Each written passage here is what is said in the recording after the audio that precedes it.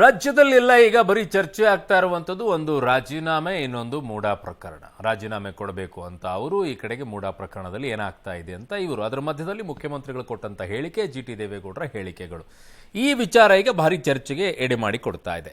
ದಸರಾ ಕಾರ್ಯಕ್ರಮದಲ್ಲಿ ಇನ್ನು 1 ವರ್ಷ ಚಾಮುಂಡೇಶ್ವರಿ ತಾಯಿ ಆಶೀರ್ವಾದ ಇರಲಿ ಅಂತ ಮುಖ್ಯಮಂತ್ರಿಗಳೇನು ಹೇಳಿಕೆಯನ್ನು ಕೊಟ್ಟಿದ್ರು, ಅದು ಸಿಕ್ಕಾಪಟ್ಟೆ ಚರ್ಚೆಗೆ ಎಡೆ ಮಾಡಿ ಕೊಡ್ತು. ಪವರ್ ಶೇರಿಂಗ್ ಬಗ್ಗೆ ರಾಜಕೀಯ ವಲಯದಲ್ಲಿ ನಿನ್ನೆ ಎಲ್ಲ ಸುದ್ದಿ ಹರಿದಾಡ್ತು. ಆದರೆ ಇವತ್ತು ಕೊಪ್ಪಳದಲ್ಲಿ ಮುಖ್ಯಮಂತ್ರಿ ಸಿದ್ದರಾಮಯ್ಯನವರು ಮತ್ತೆ ಸ್ಪಷ್ಟನೆಯನ್ನ ಕೊಟ್ಟರು. ಮುಂದಿನ ವರ್ಷ ಮತ್ತೆ ಪೂಜೆ ಮಾಡ್ತೀವೋ ಇಲ್ವೋ, ಪ್ರತಿ ವರ್ಷ ದಸರಾ ಮಾಡ್ತೀವಿ, ಆ ಅರ್ಥದಲ್ಲಿ ನಾನು ಹೇಳಿದ್ದು ಅಂತ 1 ವರ್ಷ ಅಧಿಕಾರ ವಿವಾದಕ್ಕೆ ತೆರೆಯನ್ನು ಎಳೆದಿದ್ದಾರೆ. ಆದರೆ ಮುಖ್ಯಮಂತ್ರಿ ಹೇಳಿಕೆಯ ಬೆನ್ನಲ್ಲೇ ವಿಪಕ್ಷ ನಾಯಕ ಆರ್ ಅಶೋಕ್ ಹೊಸ ಬಾಂಬ್ ಸಿಡಿಸಿದ್ದಾರೆ. ಏನದು? ವಿಪಕ್ಷಗಳಿಗೆ ಕಾಂಗ್ರೆಸ್ ನಾಯಕರೇ ದಾಖಲೆಯನ್ನ ಕೊಡ್ತಾ ಇದ್ದಾರೆ, ಸಿಎಂ ಕುರ್ಚಿ ಮೇಲೆ 6-7 ನಾಯಕರು ಕಣ್ಣಿಟ್ಟಿದ್ದಾರೆ ಅಂತ ಅವರ ಆರೋಪ. ನಾವಂತೂ ಕಾಂಗ್ರೆಸ್ ಸರ್ಕಾರ ಬೀಳಿಸಕ್ಕಂತೂ ಹೋಗಲ್ಲ, ಪಾಪದ ಕೊಡ ತುಂಬಿ ಅದಾಗೆ ಬೀಳಬೇಕು. ಸಿದ್ದರಾಮಯ್ಯನವರಿಗೆ ಅವರ ಪಕ್ಷದವರೇ ವಿರೋಧಿಗಳು, ಕಾಂಗ್ರೆಸ್ನವರಿಂದಲೇ ವಿಪಕ್ಷಕ್ಕೆ ದಾಖಲೆಗಳು ಸಿಗ್ತಿವೆ ಅಂತ ಒಂದು ಸಿಡಿಸಿದ್ರು ಬಾಂಬನ್ನು. ಇನ್ನೊಂದೆಡೆ ಚಾಮುಂಡಿ ಸನ್ನಿಧಾನದಲ್ಲಿ ಸಿದ್ದರಾಮಯ್ಯನವರು ನೀಡಿರುವಂತಹ ಹೇಳಿಕೆಗೆ ಮೇಲ್ಮನೆ ವಿಪಕ್ಷ ನಾಯಕ ಛಲವಾದಿ ನಾರಾಯಣಸ್ವಾಮಿ ಆಕ್ಷೇಪವನ್ನ ವ್ಯಕ್ತಪಡಿಸಿದ್ದಾರೆ. ಸಿದ್ದರಾಮಯ್ಯ ದುರ್ನಡತೆಗೆ ತಾಯಿ ಚಾಮುಂಡೇಶ್ವರಿಯೂ ಕೂಡ ಕ್ಷಮಿಸಲ್ಲ, ಸಿದ್ದರಾಮಯ್ಯ ಗರ್ವಭಂಗ ಆಗೇ ಆಗುತ್ತೆ ಅಂತ ಅವರು ಹೇಳಿದ್ದಾರೆ. ಚಾಮುಂಡೇಶ್ವರಿ ತಾಯಿ ನಮ್ಮೆಲ್ಲರಿಗೂ ಕೂಡ ಇನ್ನೊಂದು ವರ್ಷದವರೆಗೆ ಉತ್ತಮವಾದಂಥ ಕೆಲಸ ಮಾಡ್ತಕ್ಕಂಥ ಶಕ್ತಿ ಕೊಡ್ಲಿ, ಜನರ ಸೇವೆ ಮಾಡ್ತಕ್ಕಂಥ ಶಕ್ತಿ ಕೊಡ್ಲಿ ಅಂತೇಳಿ ಪ್ರಾರ್ಥಿಸಿ ಈ ವರ್ಷದ ದಸರಾ ಮಹೋತ್ಸವದ ಶುಭಾಶಯಗಳನ್ನು ಮತ್ತೊಮ್ಮೆ ನಾಡಿನ ಜನತೆಗೆ ನಿಮ್ಮೆಲ್ಲರಿಗೂ ಕೂಡ ತಿಳಿಸಿ. ಪುನಃ ಮತ್ತೆ ದಸರಾ ಮಾಡಲು ನಾವು, ಅದರ ಅರ್ಥ ಏನು? ಮುಂದಿನ ವರ್ಷ ಮತ್ತೆ ಪೂಜೆ ಮಾಡ್ತೀವಲ್ಲ, ಎವ್ರಿ ಇಯರ್ ದಸರಾ ಮಾಡ್ತೀವಿ, ಮುಂದಿನ ವರ್ಷ ಪ್ರಾರ್ಥನೆ ಮಾಡ್ತೀವಿ. ಮತ್ತೆ ನಾವು ಸರ್ಕಾರ ಬೀಳ್ಸಕ್ಕೆ ಹೋಗಲ್ಲ, ಅದರ ಪಾಪದ ಕೊಡ ತುಂಬಿ ಅದೇ ಬೀಳ್ಬೇಕೇ ಹೊರತು ನಾವಂತೂ ಸರ್ಕಾರ ಬೀಳ್ಸೋಂತ ಪ್ರಶ್ನೆನೇ ಇಲ್ಲ, ಅದಕ್ಕೆ ಪ್ರಯತ್ನನೂ ಮಾಡಲ್ಲ. ಸರ್ಕಾರ ಈಗಾಗಲೇ 7-8 ಜನ ಮಂತ್ರಿಗಳು ನಾನ್ ಮುಖ್ಯಮಂತ್ರಿ ಅಂತ ಹೇಳಿ ಟವಲ್ ಹಾಕೊಂಡು ಓಡಾಡ್ತಾ ಇದ್ದಾರೆ. ನಿಜವಾಗೂ ಸಿದ್ದರಾಮಯ್ಯನವ್ರಿಗೆ ಯಾರನ್ನ ವಿರೋಧಿ ಇದ್ರೆ ಅವ್ರ ಪಾರ್ಟಿಯರೇ ವಿರೋಧಿ, ಬೇರೆಯವರಲ್ಲ. ಅವ್ರ ಪಾರ್ಟಿಯಲ್ಲೇ ಮಸಲತ್ ನಡೀತಾ ಇರೋದು, ಅವ್ರ ಪಾರ್ಟಿಯಿಂದನೇ ದಾಖಲೆಗಳು ವಿರೋಧ ಪಕ್ಷದ ಕೈ ಸೇರ್ತಾ ಇರೋದು. ಮೂಡ ಅಧ್ಯಕ್ಷ ಯಾರ ಪಾರ್ಟಿ? ಕಾಂಗ್ರೆಸ್ ಪಾರ್ಟಿ, ಮರಿಗೌಡ. ಅವ್ರ ಪತ್ರ ಬರೆದಿರೋದು, ಪತ್ರ ಅವ್ರ ಕೈಲಿ ಬರ್ಸ್ಬಿಟ್ಟು ಬಿಜೆಪಿ ಇಟ್ಕೊಂತೀರಲ್ಲ ನೀವು. ಮುಖ್ಯಮಂತ್ರಿಗಳು ಕಾವಿ ಕಂಡ್ರೆ ಎದುರ್ತಿದ್ರು, ಕುಂಕುಮ ಕಂಡ್ರೆ ಬೆದರ್ತಿದ್ರು. 2 ತಿಂಗಳಿಂದ ತಾಯಿ ಚಾಮುಂಡಿಯನ್ನು ಶುರು ಮಾಡಿದ್ದಾರೆ. ಇವರ ದುರ್ನಡತೆಗೆ ತಾಯಿ ಚಾಮುಂಡಿಯೂ ಕ್ಷಮಿಸೋದಿಲ್ಲ, ಯಾರೂ ಇವರಿಗೆ ಸಹಕಾರಿಯಾಗಿ ನಿಲ್ಲಕ್ಕೆ ಸಾಧ್ಯ ಇಲ್ಲ. ಅವರ ಗರ್ವಭಂಗ ಆಗೇ ಆಗುತ್ತೆ. ಅವರು ಸದ್ಯದಲ್ಲಿ ರಾಜೀನಾಮೆ ಕೊಡ್ತಕ್ಕಂಥ ಪರಿಸ್ಥಿತಿ ಉದ್ಭವ ಆಗುತ್ತೆ. ಇನ್ನು ಸಿಎಂ ಸಿದ್ದರಾಮಯ್ಯ ರಾಜೀನಾಮೆ ಕೊಡಲ್ಲ, ಅವರ ಬೆನ್ನಿಗೆ ನಾನು ಬಂಡಿಯಂತೆ ನಿಂತಿದ್ದೀನಿ ಅಂತ ಡಿಸಿಎಂ ಡಿಕೆ ಶಿವಕುಮಾರ್ ಹೇಳಿಕೆ ನೀಡಿದ್ರು. ಇದೀಗ ಸಹೋದರ ಮಾಜಿ ಸಂಸದ ಡಿಕೆ ಸುರೇಶ್ ಕೂಡ ಸಿದ್ದರಾಮಯ್ಯ ಬೆನ್ನಿಗೆ ನಿಂತಿದ್ದಾರೆ. ಸಿಎಂ ಸಿದ್ದರಾಮಯ್ಯ ನಮ್ಮ ನಾಯಕರು, 5 ವರ್ಷ ಅವರೇ ಮುಖ್ಯಮಂತ್ರಿಯಾಗಿ ಮುಂದುವರಿತಾರೆ. ಸಿದ್ದರಾಮಯ್ಯಗೆ ಚಾಮುಂಡಿ ತಾಯಿ ಆಶೀರ್ವಾದ ಇದೆ, ಎಲ್ಲಾ ಸಂಕಷ್ಟದಿಂದ ಪಾರಾಗ್ತಾರೆ ಅಂತ ಅಚ್ಚರಿಯ ಹೇಳಿಕೆ ಕೊಟ್ಟರು. ಇನ್ನು ಸಚಿವ ರಾಮಲಿಂಗಾರೆಡ್ಡಿ ಕೂಡ ಸಿಎಂ ಆಗಿ 5 ವರ್ಷ ಸಿದ್ದರಾಮಯ್ಯ ಮುಂದುವರಿತಾರೆ ಅಂತ ಹೇಳಿಕೆ ಕೊಟ್ಟರು. ಕೇಂದ್ರದಲ್ಲಿ ನಮ್ಮ ರಾಜ್ಯದ ಕೆಲವು ಬಿಜೆಪಿ ಮುಖಂಡರ ವಿರುದ್ಧ ಕೂಡ ಎಫ್ಐಆರ್ ಆಗಿಲ್ವಾ, ಅವರು ರಾಜೀನಾಮೆ ಕೊಡ್ತಾರಾ ಅಂತ ಪ್ರಶ್ನೆ ಮಾಡಿದ್ರು. ಇದಕ್ಕೆ ಸಚಿವ ಶಿವರಾಜ್ ತಂಗಡಗಿ ದನಿಗೂಡಿಸಿದ್ರು. ಈ ಮಧ್ಯೆ ಸಿಎಂ ವಿರುದ್ಧ ಇಡಿ ಕೇಸ್ ದಾಖಲಾಗಿರೋದ್ರಿಂದ ಸಿಎಂ ಸುತ್ತಮುತ್ತ ಇರುವ ಆಪ್ತೇಷ್ಟರು ಹಾಗೂ ಅಧಿಕಾರಿಗಳಿಗೆ ಆತಂಕ ಶುರುವಾಗಿದೆ. ಸಿದ್ದರಾಮಯ್ಯನವರೇ ನಮ್ಮ ನಾಯಕರು, ಮುಂದಿನ 5 ವರ್ಷಗಳ ಕಾಲ ಈ ಅವಧಿಯಲ್ಲಿ ಸಂಪೂರ್ಣವಾಗಿ ಅವರೇ ಮುಖ್ಯಮಂತ್ರಿ ಆಗಿರಬೇಕು ಅಂತಕ್ಕಂಥದ್ದು ನಮ್ಮೆಲ್ಲರ ಬಯಕೆ. ಅವರು ಏನು ಈ ಒಂದು ಆರೋಪಗಳೇನು ಬರ್ತಾ ಇದೆ, ಆ ಆರೋಪಗಳಿಂದ ಅತಿ ಶೀಘ್ರದಲ್ಲೇ ಚಾಮುಂಡಿಯ ಆಶೀರ್ವಾದದಿಂದ ಈಚೆ ಬರ್ತಾರೆ ಅಂತಕ್ಕಂಥ ವಿಶ್ವಾಸ ನನಗಿದೆ. ಯಾರು ಕೂಡ ಅಳ್ಳಾಡಿಸ್ಲಿಕ್ಕೆ ಸಾಧ್ಯ ಇಲ್ಲ. ಸರ್, ಈಗ ಸಿಎಂ 1 ವರ್ಷ ಚೆನ್ನಾಗಿರಂಗ್ ಮಾಡುವಂತ ಒಂದು ಬೇಡ್ಕೊಂಡ್ರು, ಅಂದ್ರೆ 1 ವರ್ಷ ಅಷ್ಟೇನ ಸರ್ಕಾರ ಇರೋದು ಅನ್ನೋ ಚರ್ಚೆ ಉಂಟಾಗ್ತಿದೆ. ಏನ್ ಹೇಳ್ತೀರಿ? 5 ವರ್ಷನೂ ಇರ್ತಾರೆ. ಕೇಂದ್ರ ಸರ್ಕಾರದಲ್ಲೇ 23 ಜನ ಮಿನಿಸ್ಟರ್ಗಳಿದ್ದಾರೆ, ಅವ್ರ ಮೇಲೂ ಕೂಡ ಎಫ್ಐಆರ್ಗಳಿದೆ. ನಮ್ಮ ರಾಜ್ಯದಲ್ಲೂ ಕೂಡ ಬಿಜೆಪಿ ಮುಖಂಡರ ಮೇಲೆ ಎಫ್ಐಆರ್ ಇದೆ. ಸಿದ್ದರಾಮಯ್ಯ ಅವರು ರಾಜೀನಾಮೆ ಕೊಡಬೇಕು ಅಂತ ಇವ್ರು ಕೇಳೋರು, ಅವರು ಕೊಡ್ಲಿ ಅಂತ ಹೇಳಿದ್ದಾರೆ. ಸಿದ್ದರಾಮಯ್ಯನವ್ರಿಗೊಂದು ನೀತಿ, ಅವ್ರಿಗೊಂದು ನೀತಿನ. ಮೋದಿಯವರಿಗೆ ಮತ್ತು ಅಮಿತ್ ಶಾ ಅವರಿಗೆ ಸಿದ್ದರಾಮಯ್ಯ ಅವರು ಕಂಡ್ರೆ ಹೆದರಿಕೆ ಇದೆ. ಬೆಳವಣಿಗೆಯನ್ನು ನೋಡಿದ್ರೆ ರಾಜಕೀಯ ಕುತಂತ್ರ ಅನಿಸುತ್ತೆ ಬಹಳ ಸ್ಪಷ್ಟವಾಗಿ. ಮೂಡ ಅನ್ನೋ ವಿಚಾರವನ್ನ ಪ್ರಸ್ತಾಪ ಮಾಡ್ತಾ ಇದ್ದೀರಲ್ಲ, ಯಾವ ಸರ್ಕಾರದೊಳಗಾಯ್ತು? ಸಿದ್ದರಾಮಯ್ಯನವರು ಏನಾದ್ರೂ ಯಾವ್ದಾದ್ರು ಕಡತಕ್ಕೆ ಸಹಿ ಹಾಕಿದಾರ? ಸಿದ್ದರಾಮಯ್ಯ ಅವರು ಏನಾದ್ರೂ ಒಂದು ಆದೇಶವನ್ನು ಮಾಡಿದಾರ? ಒಂದು ಪ್ರೂಫ್ ಹೇಳಿ. ಸಿದ್ದರಾಮಯ್ಯನವರು 1 ವರ್ಷದ ನಿನ್ನೆ ಹೇಳಿದ್ರು, ಇವತ್ತು ಅವರೇ ಕ್ಲಾರಿಟಿ ಕೊಟ್ಟರು, ಹಾಗಾಗಿ ಅದನ್ನ ಗೌರವಿಸಬಹುದು. ಆದ್ರೆ ಇವತ್ತು ಕೊಟ್ಟ ಕ್ಲಾರಿಟಿಯಲ್ಲೂ ಒಂದು ಗೊಂದಲ ಇದ್ದ ಹಾಗೆ ಕಾಣಿಸ್ತಿತ್ತಲ್ವಾ? ಇಲ್ಲ, 1 ವರ್ಷ ಇರ್ತೀವೋ ಇಲ್ವೋ? ಇಲ್ಲ, ಹಂಗೆ ಅಲ್ಲ. ಅದರ ಅರ್ಥ ಮುಂದಿನ ವರ್ಷಕ್ಕೆ ಮತ್ತೆ ಪೂಜೆ ಮಾಡಿದಾಗ ಈಗ ಒಂದು ಸಲ ದೇವಸ್ಥಾನಕ್ಕೆ ಹೋದಾಗ ಒಂದ್ಸಲ ಬೇಡಿಕೆಯನ್ನು ಇಟ್ಟಾಗ ಇನ್ನೊಂದು ಸಲ ಹೋದಾಗ ಬೇಡಿಕೆ ಬೇರೆ ಇರುತ್ತೆ ದೇವ್ರ ಮುಂದೆ ಹೋದಾಗ. ಈಗ ಎಲ್ಲಾದ್ರೂ ಯಾವ್ದಾದ್ರು ದೇವಸ್ಥಾನಕ್ಕೆ ಹೋಗ್ತೀವಿ ಅಂತಂದಾಗ ಒಂದ್ಸಲ ಹೋದಾಗ ನನಗೆ ಇದನ್ನ ಕೊಡಪ್ಪ ಅಂತ ಕೇಳ್ಕೊಂಡಿರ್ತೀವಿ, ಹೋಗಿ ಅಭಿಷೇಕ ಮಾಡ್ಬಿಡ್ತೀವಿ. ಇನ್ನೊಂದ್ಸಲ ಹೋದಾಗ ಅದನ್ನೇ ಕೇಳಲ್ಲ. ಹಂಗೆ ಈ ವರ್ಷಕ್ಕೆ ಒಂದು ಬೇಡಿಕೆ ಇಟ್ಟಿದ್ದಾರೆ, ಮುಂದಿನ ವರ್ಷಕ್ಕೆ ಇನ್ನೊಂದು ಬೇಡಿಕೆ ಇಡ್ತಾರೆ. ನನ್ಗೆ ಅದಲ್ಲ ಪ್ರಶ್ನೆ. ಇಲ್ಲಿ ಕಾಡ್ತಾ ಇರುವಂಥದ್ದು ಎಲ್ಲಾ ರಾಜಕೀಯ ಪಕ್ಷಗಳು, ರಾಜಕೀಯ ನಾಯಕರುಗಳು ಏನ್ ಮಾಡ್ತಾ ಇದ್ದೀರಾ? ಏನ್ ಮಾಡ್ತಾ ಇದ್ದಾರೆ? ಎಲ್ಲರೂ ರಾಜೀನಾಮೆ ಕೊಡಿ ಅಂತ ಇವ್ರು ಗಂಟು ಬೀಳ್ತಾ ಇದ್ದಾರೆ, ಅವ್ರು ಆ ಕಡೆಯಿಂದ ನಾವು ರಾಜೀನಾಮೆ ಕೊಡಲ್ಲ, ಯಾಕ್ರಿ ಕೊಡಬೇಕು ಅಂತಾರೆ. FIR ದಾಖಲಾದ ತಕ್ಷಣ ರಾಜೀನಾಮೆ ಯಾಕ್ರಿ ಕೊಡಬೇಕು ಅಂತೇಳಿ ಪ್ರಭಾವ ಬೀರುತ್ತೆ ಅನ್ನೋ ದೃಷ್ಟಿಯಿಂದ, ಅವರ ಕೆಳಗಡೆನೆ ಆ ಸಂಸ್ಥೆ ಬರೋದ್ರಿಂದ ಪ್ರಭಾವ ಬೀರುತ್ತೆ ಅನ್ನೋದಕ್ಕೋಸ್ಕರ ಕೇಳ್ತಾ ಇದ್ದಾರೆ. ಬಟ್ ನೀವೆಲ್ಲ ಯಾವ ಮಟ್ಟಕ್ಕಾಗಿದ್ರಿ ಅಂದ್ರೆ ರಾಜ್ಯದ ಜನರನ್ನ ಒಂದು ರೀತಿಯಾಗಿ ಬರೀ ಇದೇ ರಾಜಕೀಯ ಮಾತುಗಳಿಂದಾಗಿ ಅವರನ್ನ ಅಧೋಗತಿಗೆ ಹೋಗ್ತಾ ಇದ್ರಿ. ಏನಾಗ್ತಾ ಇದೆ ರಾಜ್ಯದಲ್ಲಿ ಅಂತ ಯಾರಿಗಾದ್ರೂ ಅರಿವಿದೆಯೋ ಅಥವಾ ಇಲ್ವೋ? ರಾಜ್ಯ ಅಭಿವೃದ್ಧಿ ಆಗಬೇಕು ಅನ್ನುವಂಥದ್ದು ಏನಾದರೂ ಇದೆಯಾ ಅಥವಾ ಇಲ್ವಾ? ನಿಮ್ಮ ಪಾಡಿಗೆ ನೀವು ರಾಜಕೀಯಗಳು ಮಾತಾಡ್ಕೊಂಡೇ ಹೋಗ್ತಾ ಇರ್ತೀರಾ. ದಸರಾಗ ಹೋದ್ರೂ ರಾಜಕೀಯ, ಅಲ್ಲಿ ಏನ್ ಮಾತನಾಡಬೇಕಾಗಿತ್ತು ಅಲ್ಲೂ ರಾಜಕೀಯ. ಜಯಂತಿ ದಿನ ಏನ್ ಮಾತನಾಡಬೇಕಾಗಿತ್ತು ಅಲ್ಲೂ ರಾಜಕೀಯ. ಎಲ್ಲೂ ಹೋಗ್ತಿರ ಅಲ್ಲಿಗೆ ರಾಜಕೀಯ. ವಿರೋಧ ಪಕ್ಷಗಳು ಅಷ್ಟೇ, ಆಡಳಿತ ಪಕ್ಷದಲ್ಲಿರೋರು ಅಷ್ಟೇ. ಏನ್ ಪರಿಸ್ಥಿತಿ ಆಗಿದೆ ರಾಜ್ಯದಂತ ಯಾರಿಗಾದ್ರೂ ಅರಿವಿದೆಯಾ ಅಥವಾ ಇಲ್ವಾ ಅಂತ? ಮಳೆ ಬರ್ತಾ ಇದೆ, ಹಳ್ಳಿಗಳಲ್ಲಿ ಪರಿಸ್ಥಿತಿ ಏನಿದೆ, ಬೆಳೆದಿರುವಂಥ ಬೆಳೆಗಳು ನಾಳೆ ಬಂದಾಗ ಕೋಲ್ಡ್ ಸ್ಟೋರೇಜ್ಗಳ ಪರಿಸ್ಥಿತಿ ಏನಿದೆ, ರಸ್ತೆಗಳ ಪರಿಸ್ಥಿತಿ ಏನಾಗಿದೆ, ಬೆಂಗಳೂರಿನಲ್ಲಿ BBMP ಎಲೆಕ್ಷನ್ಗಳ ಪರಿಸ್ಥಿತಿ ಏನಾಗಿದೆ, ಯಾಕೆ ಮಾಡೋಕ್ಕಾಗ್ತಾ ಇಲ್ಲ? ವಾರ್ಡ್ಗಳಲ್ಲಿ ಜನ ಬೊಬ್ಬೆ ಹೊಡ್ಕೊಳ್ತಾ ಇದ್ದಾರೆ. ಕೇಳಬೇಕು ಅಂದ್ರೆ ಅಲ್ಲೂ ಕೂಡ MLAಗಳ ಹತ್ರನೇ ಹೋಗಬೇಕು. ಯಾರನ್ನ ಕೇಳೋದು ಜನ? ಅಧೋಗತಿ ಆಗೋಗಿದೆ. ಸರ್ಕಾರಿ ಆಸ್ಪತ್ರೆಗಳಿರುವಂಥ ಮಾತ್ರೆಗಳನ್ನ ಇನ್ನೆಲ್ಲೋ ಕಂಡುಕಂಡಲ್ಲೆಲ್ಲ ಮಾರಾಟ ಮಾಡ್ತಾ ಇದ್ದಾರೆ. ಏನಾಗ್ತಾ ಇದೆ ಅನ್ನುವಂಥದ್ದು ಅರಿವಿದೆಯಾ ಅಥವಾ ಇಲ್ವಾ? ಬರೀ ರಾಜಕೀಯ ರಾಜಕೀಯ ರಾಜಕೀಯ ರಾಜಕೀಯ. ಇನ್ನೊಂದು ಕಡೆಗೆ ರಾಷ್ಟ್ರೀಯ ಹಸಿರು ನ್ಯಾಯಮಂಡಳಿ NGT ಒಂದು ನೋಟಿಸ್ ಅನ್ನ ಕೊಟ್ಟಿದೆ. ನಿಮ್ಗೆ ಯಾರಿಗೂ ಅರಿವೇ ಇಲ್ಲ ಅನ್ಸುತ್ತೆ ಅಲ್ಲ? ಬೆಂಗಳೂರು, ಮೈಸೂರು, ಮಂಗಳೂರು WHO ಕೊಟ್ಟಿರುವಂಥ ನಮಗೊಂದು ಇಷ್ಟೇ ಪ್ರಮಾಣದಲ್ಲಿ ವಾಯುಮಾಲಿನ್ಯ ಇರಬೇಕು ಅಂತ ಇದೆ, ಹೇಗಿರಬೇಕು ಅನ್ನುವಂಥ ವಾತಾವರಣ. ಅದನ್ನ ಮೀರಿ ವಾಯುಮಾಲಿನ್ಯ ಆಗೋಗಿದೆ 5ರಿಂದ 6 ಪಟ್ಟು. ಇದನ್ನು ಹೇಗೆ ಕಡಿವಾಣ ಹಾಕಬೇಕು, ಇದಕ್ಕೆ ಏನು ರಿಸ್ಟ್ರಿಕ್ಷನ್ ತರಬೇಕು ಅನ್ನುವಂಥ ಯಾರಿಗೂ ಅದರದ ಅವಶ್ಯಕತೆ ಇಲ್ಲ. ರಾಜಕಾಲುವೆಗಳು ಒತ್ತುವರಿ ಆಗೋಗಿದೆ, ಅದನ್ನು ತೆರವು ಮಾಡುವಂಥ ವಿಚಾರದಲ್ಲಿ ಮುತುವರ್ಜಿ ವಹಿಸಬೇಕು. ಯಾರಾದರೂ ಬಿದ್ದಾಗ ಏನಾದರೂ ಆದಾಗ ಮಾತ್ರ ಓ ಅಂತ ಶುರು ಮಾಡ್ಕೊಳ್ತೀರಾ. ಬರೀ ರಾಜಕೀಯ, ಅವ್ರು ರಾಜೀನಾಮೆ ಕೊಳ್ಳಿ, ಇವ್ರು ರಾಜೀನಾಮೆ ಕೊಳ್ಳಿ. ರಾಜ್ಯ ಏನಾಗ್ತಾ ಇದೆ, ಜನ ಏನಾಗ್ತಾ ಇದೆ? 5 ಗ್ಯಾರಂಟಿ ಕೊಟ್ಬಿಟ್ಟಿದೀವಿ, ಮುಗಿದೋಯ್ತು, ಎಲ್ಲ ನೆಮ್ಮದಿಯಾಗಿದ್ದಾರೆ. 5 ಗ್ಯಾರಂಟಿ ಕೊಟ್ಟಿದ್ದು ಮುಗಿದೋಯ್ತು ನಿಮ್ಮ ಕೆಲಸ. ನಿರುದ್ಯೋಗ ಆಗ್ಬಿಟ್ಟಿದೆ, ಉದ್ಯೋಗ ಸೃಷ್ಟಿ ಮಾಡ್ತೀವಿ ಅಂತೆಲ್ಲ ಹೇಳ್ಕೊಂಡು ಬಂದ್ರಲ್ಲ, ಎಷ್ಟು ಉದ್ಯೋಗ ಸೃಷ್ಟಿ ಮಾಡಿದ್ರಿ? ಏನಾಗಿದೆ? ಎಷ್ಟು ಕೈಗಾರಿಕಾ ವಲಯಗಳನ್ನು ತಂದಿಟ್ರಿ ರಾಜ್ಯಕ್ಕೆ? ಉತ್ತರ ಕರ್ನಾಟಕ ಭಾಗದಲ್ಲಿರುವಂಥ ಕೈಗಾರಿಕೆಗಳನ್ನು ಎಷ್ಟು ಅಭಿವೃದ್ಧಿ ಮಾಡಿದ್ರಿ? ಏನ್ ಮಾಡಿದ್ರಿ? ಬರೀ ಎಲ್ಲವೂ ಕೂಡ ಇದೇ ಹೇಳ್ಕೊಂಡು ರಾಜಕೀಯ ರಾಜಕೀಯ ರಾಜಕೀಯ.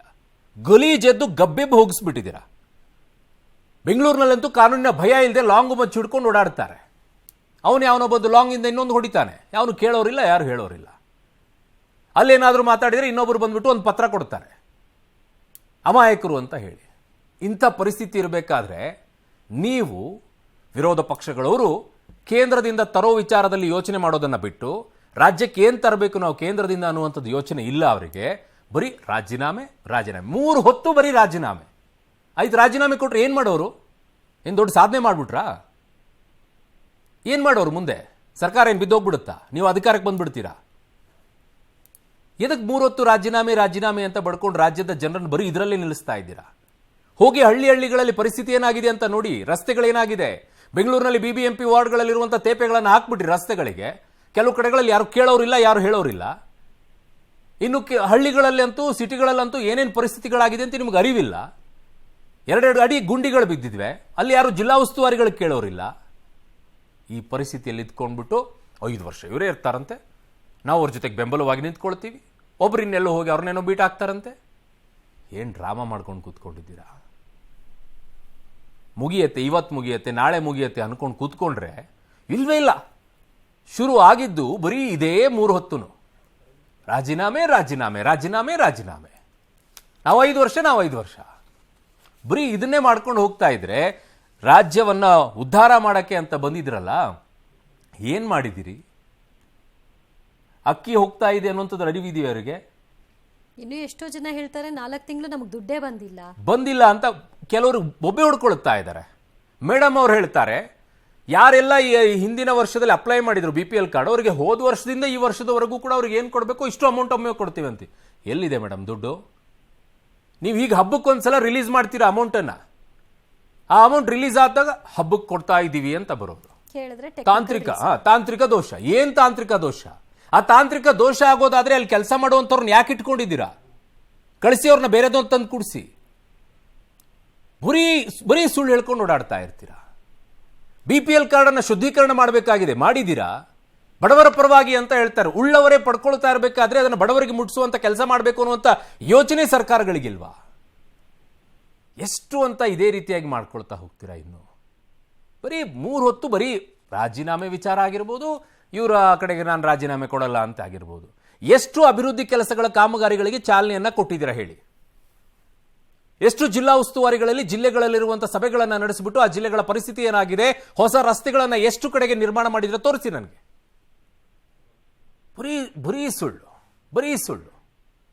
ಅದರ ಮಧ್ಯದಲ್ಲಿ ಇವು ರಾಜಕೀಯಗಳು, ವಿರೋಧ ಪಕ್ಷಗಳು ಹಣೆ ಬರನೂ ಅಷ್ಟೇ, ಆಡಳಿತ ಪಕ್ಷದಲ್ಲಿರುವಂಥವ್ರು ಹಣೆ ಬರನೂ ಅಷ್ಟೇ. ಒಂಚೂರು ಆಚೆ ಬಂದು ರಾಜ್ಯ ಏನಾಗ್ತಾ ಇದೆ, ಆ ಕಡೆಗೆ ವಾಯು ಮಾಲಿನ್ಯದಿಂದ ತತ್ತರಿಸಿ ಬೆಂಗಳೂರು, ಮೈಸೂರು, ಮಂಗಳೂರು ಒದ್ದಾಡ್ತಾ ಇವೆ. ಇದನ್ನ ದೆಹಲಿ ಆಗೋಕ್ಕಿಂತ ಮುಂಚಿತವಾಗಿ ಅದನ್ನು ಕಡಿವಾಣ ಹಾಕಬೇಕು ಅನ್ನುವಂಥದ್ದಿಲ್ಲ.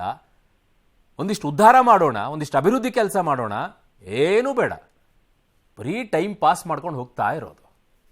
ಇದು ನಿಮ್ಮ ರಾಜಕೀಯ, ಇದು ನಮ್ಮ ರಾಜ್ಯ. ಇದಕ್ಕೆ ನಾವೆಲ್ಲ ನಿಮ್ಮನ್ನು ಆಯ್ಕೆ ಮಾಡಿ ಕಳಿಸ್ಬೇಕಾಗಿದ್ದು. 136 ಸೀಟ್ಗಳನ್ನು ಜನ ಕೊಟ್ಟು ಕಳಿಸಿದ್ರು ನಿಮ್ಮನ್ನು. ಬೇಸಿಗೆ ಬಂದಾಗ ಕೆರೆ ಇದನ್ನಂತೂ ಹೂಳನ್ನು ತೆಗೆಯೋದಿಲ್ಲ, ಅವಾಗಲೂ ಯಾರೂ ತಲೆ ಕೆಡಿಸ್ಕೊಳ್ಳೋದಿಲ್ಲ. ಮಳೆಗಾಲ ಬಂದಾಗ ಬೆಳೆ ವಿಚಾರದಲ್ಲಿ ತಲೆ ಕೆಡಿಸ್ಕೊಳ್ಳೋದಿಲ್ಲ, ಕೋಲ್ಡ್ ಸ್ಟೋರೇಜ್ಗಳ ಬಗ್ಗೆ ತಲೆ ಕೆಡಿಸ್ಕೊಳ್ಳೋದಿಲ್ಲ, ಸರ್ಕಾರಿ ಸ್ಕೂಲ್ಗಳ ಬಗ್ಗೆ ತಲೆ ಕೆಡಿಸ್ಕೊಳ್ಳೋದಿಲ್ಲ.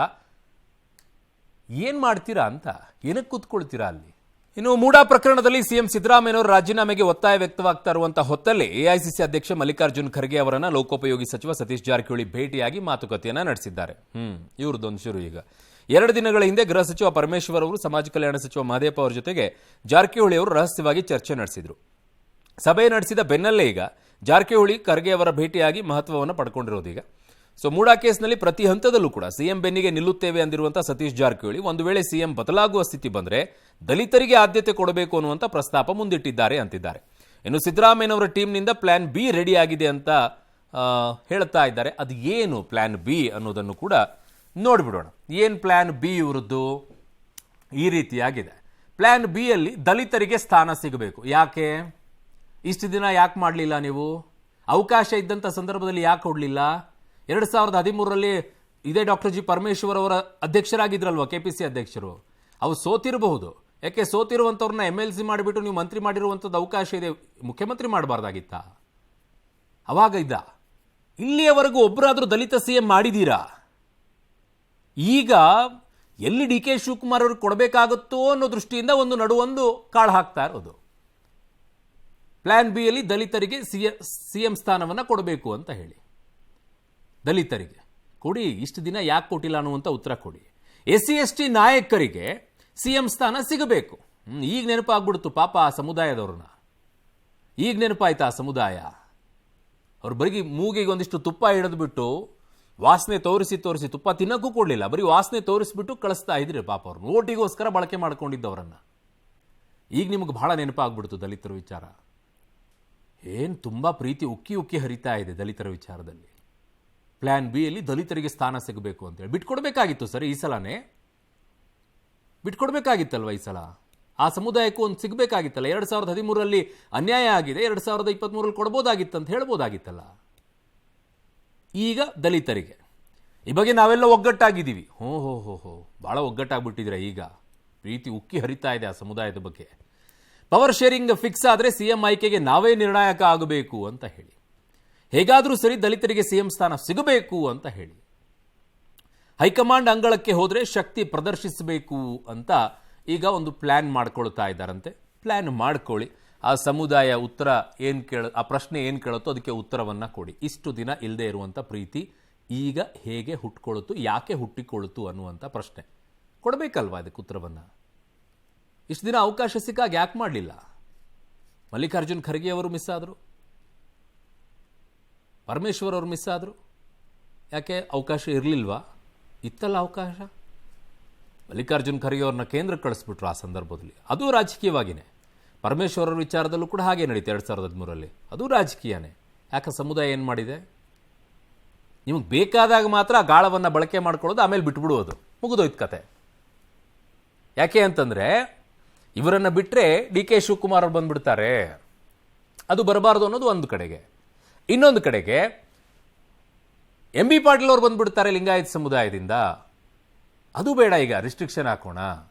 ಹಾಗಾಗಿ ದಲಿತ ವೋಟ್ಸ್ಗಳನ್ನು ಇಟ್ಕೊಳ್ಳೋಕ್ಕೋಸ್ಕರ ಈಗ ಪ್ರೀತಿ ಉಕ್ಕಿ ಉಕ್ಕಿ ಹರಿತಾ ಇರೋಂಗೆ ಕಾಣಿಸ್ತಾ ಇದೆ.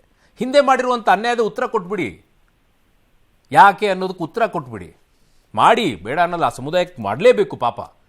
ಅಲ್ಲ, ಸಮುದಾಯಗಳ ಹೆಸರು ಹೇಳ್ಕೊಂಡು ಇವರು ಉನ್ನತ ಸ್ಥಾನಕ್ಕೆ ಇರ್ತಾರೆ ವಿನಃ ಸಮುದಾಯಗಳಿಗೇನು. ಎರಡೂ ಕಡೆನೂ ಹಾಗೆ. ಒಂದು ಮುಸ್ಲಿಂ ಸಮುದಾಯವನ್ನು ಓಟಾಗಿ ಬಳಕೆ ಮಾಡ್ಕೊಳ್ಳೋದು, ಆ ಸಮುದಾಯ ಉದ್ಧಾರ ಮಾಡುವಂಥ ಅಗತ್ಯತೆ ಇವ್ರಿಗೆ ಬೇಕಾಗಿಲ್ಲ.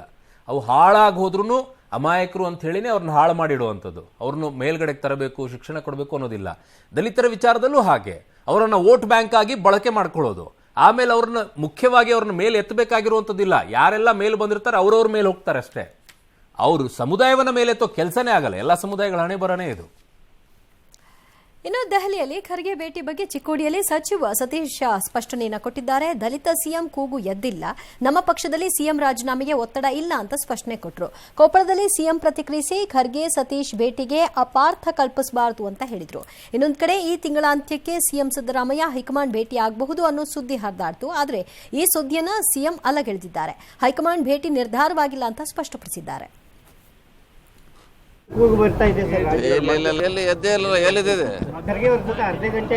ಅರ್ಧ ಗಂಟೆ 1 ಗಂಟೆ ಕೂತಿದ್ದೀವಿ. ಯಾವ್ದಿಲ್ಲ, ಯಾವುದೇ ಹಗರಣ ಇಲ್ಲ. ರಾಜಕೀಯ ನಮ್ಮ ಕೆಲವು ಸಮಸ್ಯೆಗಳನ್ನು ಚರ್ಚೆ ಮಾಡಿದೆ ಅಷ್ಟೇ. ಮಾಡೋರು ಅದಕ್ಕೇನು ಫ್ರೀ ಆಗಿ ಮಾಡ್ತಾರೆ, ಅದೇನು ಅದಕ್ಕೇನು ದುಡ್ಡು ಬೇಕಾಗಿಲ್ಲ, ಅವಶ್ಯಕತೆ ಇಲ್ಲ. ಟ್ರೋಲ್ ಹಾಗೆ ಆಗ್ತಿದೆ, ಅವ್ರವ್ರ ಅಭಿಮಾನಿಗಳು ಮಾಡ್ತಾರೆ. ಅದಕ್ಕೂ ಈ ಬದಲಾವಣೆಗೆ ಏನು ಸಂಬಂಧ ಇಲ್ಲ. ನಿಮ್ ಜೊತೆ ಹೇಳಿದ್ರಂತ ಖರ್ಗೆ ಅವರು ಏನಾಗಿದ್ದರು, AICC ಪ್ರೆಸಿಡೆಂಟ್ ಮತ್ತೆ ಮಿನಿಸ್ಟ್ರು AICC ಪ್ರೆಸಿಡೆಂಟ್ ಜೊತೆ ಭೇಟಿ ಮಾಡಿದ್ರೆ ಅದಕ್ಕೊಂದು ಅರ್ಥ ಕಲ್ಪಿಸೋದೇನು? ಯಾವಾಗಲೂ ಕೆಟ್ಟದೇ ಯೋಚನೆ ಮಾಡೋದು, ಒಳ್ಳೇದು ಯಾಕೆ ಯೋಚನೆ ಮಾಡಲ್ಲ? 27-28 ತಾರೀಕು ಡೆಲ್ಲಿ ಪ್ರವಾಸದ ಉದ್ದೇಶ ಸರ್. ಯಾರು ಹೇಳಿದ್ರು ಡೆಲ್ಲಿಗೆ ಹೋಗ್ತೀನಿ ಅಂತ ಇನ್ನೂ ತೀರ್ಮಾನನೇ ಮಾಡಿಲ್ಲ. ನಾ ಡೆಲ್ಲಿಗೆ ಹೋಗಲ್ರಿ, ನಾನು ಡೆಲ್ಲಿಗೆ ಹೋಗ್ತೀನಿ ಅಂತ ಎಲ್ಲಿ ಹೇಳಿದ್ದೀನಿ? 27-28ಗೆ ಡೆಲ್ಲಿಗೆ ಹೋಗ್ತೀನಿ ಅಂತ ಎಲ್ಲಿ ಹೇಳಿದ್ದೀನಾ? ಕೆಟ್ಟದ್ದು ಎಲ್ಲಿ ಯೋಚನೆ ಮಾಡ್ತಾ ಇದ್ದಾರೆ? ಯಾವಾಗಲೂ ಕೆಟ್ಟದ್ದು ಯೋಚನೆ ಮಾಡ್ತೀರಿ ಅಂದ್ರೆ ಕೆಟ್ಟದ್ದು ಎಲ್ಲಿದೆ ಮಾನ್ಯ ಮುಖ್ಯಮಂತ್ರಿಗಳೇ? ಬದಲಾವಣೆ ಕೆಟ್ಟದ್ದು ಅಂತ. ಒಳ್ಳೇದೇ ಅಲ್ವಾ ದಲಿತರಿಗೆ ಮುಖ್ಯಮಂತ್ರಿ ಮಾಡೋದಾದ್ರೆ? ಆ ಬಗ್ಗೆ ಚರ್ಚೆ ಮಾಡೋದ್ರಲ್ಲಿ ತಪ್ಪೇನಿದೆ? ಅಲ್ಲ, ಅವರೇ 5 ವರ್ಷ ಪೂರ್ಣ ಮಾಡ್ತಾರೆ ಅನ್ನೋದಾದ್ರೆ ಅಲ್ಲಿ ಯಾಕೆ ಅವಕಾಶ ಬರುತ್ತೆ ಅನ್ನೋದು. 5 ವರ್ಷ ಪೂರ್ಣ ಮಾಡ್ತಾರೆ ಅಂತ ಯಾರು ಹೇಳಿದ್ರಿ? ಈಗ ಸುರೇಶ್ ಆದಿಯಾಗಿ ಎಲ್ಲರೂ ಹೇಳ್ತಿದ್ದಾರೆ. ಅವ್ರು ಹೇಳಿಕೆಯನ್ನ ಕೊಡ್ತಾ ಇದ್ದಾರೆ. ಅಧಿಕೃತವಾಗಿ AICC ಇಂದ ಹೇಳಿದಾರ? ಆ ಥರದ್ದೇನಿಲ್ಲ. AICC ಇಂದ ಯಾರಾದ್ರೂ ಅವ್ರು AICC ಇಂದ ಹೇಳುವಂಥದ್ದು ಮಾತೇನು? 5 ವರ್ಷ ನಮ್ಮದೇ ಸರ್ಕಾರ ಇರುತ್ತೆ, ಸಿದ್ದರಾಮಯ್ಯನವರೇ ಮುಖ್ಯಮಂತ್ರಿ ಆಗಿರ್ತಾರೆ ಅಂತ 5 ವರ್ಷನೂ ಪೂರ್ಣಗೊಳಿಸ್ತಾರೆ ಅಂತ ಯಾರಾದ್ರೂ ಹೇಳಿದಾರಾ? ಯಾರೂ ಹೇಳಿಲ್ಲ. 5 ವರ್ಷ ಅವರೇ ಪೂರೈಸ್ತಾರೆ ಅಂತ ಯಾರಾದ್ರೂ ಹೇಳ್ಬಿಡಿ AICC ಇಂದ. ಮಲ್ಲಿಕಾರ್ಜುನ್ ಖರ್ಗೆ ಅವರು ಹೇಳ್ಬಿಡಿ. ನಮ್ಮ ರಾಜ್ಯದ ಜನತೆಗೂ ಟೆನ್ಷನ್ ಇರಲ್ಲ. ಪದೇ ಪದೇ ಬಿಜೆಪಿಯವರು JDSನವ್ರು ಏನಾದ್ರು ಶುರು ಮಾಡ್ಕೊಂಡ್ರೆ ನಾವೇ ಹೇಳಕ್ ಬರುತ್ತೆ, ಸುಮ್ಮನೆ ಇರ್ರಿ, ನಿಮ್ಗೆ ಯಾಕ್ರಿ ಬೇಕು, ಅವ್ರು ಹೇಳಿದಾರೆ ತಾನೆ 5 ವರ್ಷ ಇರ್ತಾರೆ ಅಂತ ಹೇಳಿ ಕೇಳಕ್ ಬರುತ್ತೆ. ಅವ್ರ ಪಕ್ಷ ಡಿಸೈಡ್ ಮಾಡಿದೆ. ನೀವು ಹೇಳದೇ ಇರೋದೇ ಈ ಗೊಂದಲಗಳಿಗೆ ಕಾರಣ. ನೀವು ಅದು ಯಾವುದು ಕ್ಲಿಯರ್ ಆಗಿ ಹೇಳಿಲ್ಲ. ನಮ್ಮ ಸರ್ಕಾರ ಅಧಿಕಾರದಲ್ಲಿರುತ್ತೆ. ಈಗ ಸದ್ಯಕ್ಕೆ ಸಿದ್ದರಾಮಯ್ಯನವರು ಮುಖ್ಯಮಂತ್ರಿ ಇದ್ದಾರೆ, ಇದು ಇವರ ಸ್ಟೇಟ್ಮೆಂಟ್. ಇದು ಫಿಕ್ಸ್ಡ್ ಆಗಿರುವಂತ ಸ್ಟೇಟ್ಮೆಂಟ್. ಸದ್ಯಕ್ಕೆ ಸಿದ್ದರಾಮಯ್ಯನವರೇ ಮುಖ್ಯಮಂತ್ರಿ ಇದ್ದಾರೆ, ನಮ್ಮ ಸರ್ಕಾರ 5 ವರ್ಷ ಪೂರೈಸುತ್ತೆ, ಇದೇ ಸ್ಟೇಟ್ಮೆಂಟ್. ಅವರೇ 5 ವರ್ಷ ಪೂರೈಸ್ತಾರೆ ಅನ್ನುವಂಥ ಸ್ಟೇಟ್ಮೆಂಟ್ ಕೊಟ್ಟಿದ್ದಿದ್ರೆ ಈ ಗೋಜಲೇ ಇರ್ತಾ ಇರಲಿಲ್ಲ. ಈ ಪದೇ ಪದೇ 5 ವರ್ಷ ಅವರೇ ಇರ್ತಾರೆ, 5 ವರ್ಷ ಇರ್ತಾರೆ ಅನ್ನುವಂಥದ್ದೇ ಬರ್ತಾ ಇರಲಿಲ್ಲ. ಅದಿಲ್ಲದೆ ಇರೋದೆ. ಆಮೇಲೆ ಕೆಟ್ಟದ್ದಂತ ಯಾಕೆ ಅನ್ಕೊಳ್ತೀರಾ ಮಾನ್ಯ ಮುಖ್ಯಮಂತ್ರಿಗಳೇ? ದಲಿತರಿಗೆ ಅವಕಾಶ ಸಿಗಬೇಕು ಅಂತ ಹೇಳಿದ್ದು ಸಿದ್ದರಾಮಯ್ಯನವರೇ ಅಲ್ವಾ? ನಿಮ್ಗೆ ಇಲ್ಲ ಅಂದಾಗ ಅವ್ರಿಗೆ ಅವಕಾಶ, ನೀವು ಇದೀರಾ, ನೀವು ಮುಖ್ಯಮಂತ್ರಿ ಆಗಿದ್ದೀರಾ. ಇಲ್ಲದೇ ಇರುವಂಥ ಸಂದರ್ಭದಲ್ಲಿ ಮುಖ್ಯಮಂತ್ರಿ ಸ್ಥಾನದಿಂದ ಕೆಳಗಿಳಿದ್ರೆ ಅವ್ರಿಗೊಂದು ಅವಕಾಶ ಸಿಗೋದು ಕೆಟ್ಟದ್ದು. ಆ ನಿಟ್ಟಿನಲ್ಲಿ ಆ ಸಮುದಾಯ ಲೀಡರ್ಗಳು ಭೇಟಿ ಆಗ್ತಾ ಇದಾರೆ ಅಂದ್ರೆ ಅದು ಕೆಟ್ಟದ್ದು ಒಳ್ಳೆಯದೇ ಅಲ್ವಾ? ಅದನ್ನ ಯಾಕೆ ಕೆಟ್ಟದ್ದು ಅನ್ಕೋಬೇಕು? ಒಳ್ಳೆ ಕಥೆ ಆಯ್ತಿದ್ದು.